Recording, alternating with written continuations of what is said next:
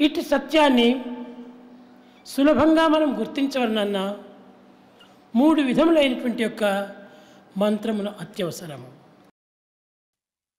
Чтобы ощутить эту трансцендентную истину, необходимо 3 мантры. భద్రం శృణ్వంతు ఒక మంత్రం. Первая мантра Бадрам Шринванту. రెండవది భద్రం పితృవంతు. భద్రం Вторая мантра Бадрам Пратуванту. మూడవది భద్రం తృణ్వంతు.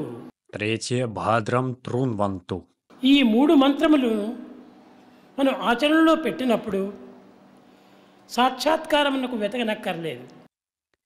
Когда вы применяете на практике эти 3 мантры, вам не нужно ждать проявления Бога. భద్రం తృణ్వంతు. Бадрам Трунванту.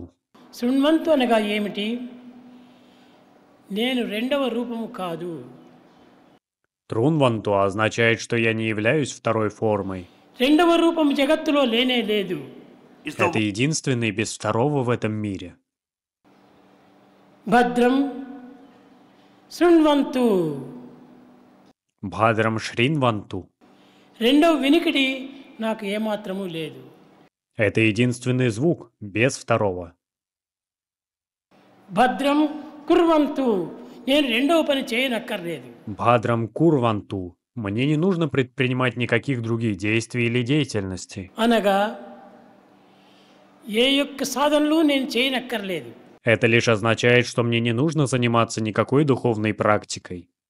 ఒక్కటే ఆత్మ అనేటువంటి ఏకత్వాన్ని గుర్తించినటువంటి వ్యక్తికి ఇంక సాధనలు ఎందుకు? Искателю, который осознает и переживает высшее «Я», как единственную сущность или принцип, нет необходимости заниматься какой-либо духовной практикой. అన్ని శబ్దములు కూడాను ఒక ఆత్మతత్వం యొక్క రియాక్షన్లే, రీసౌండ్లే. Все звуки свидетельствуют о подзвуке высшего «Я». కనుక మరొక శబ్దాన్ని నేను విననక్కర్లేదు కదా. Поэтому у меня нет необходимости слышать другие звуки.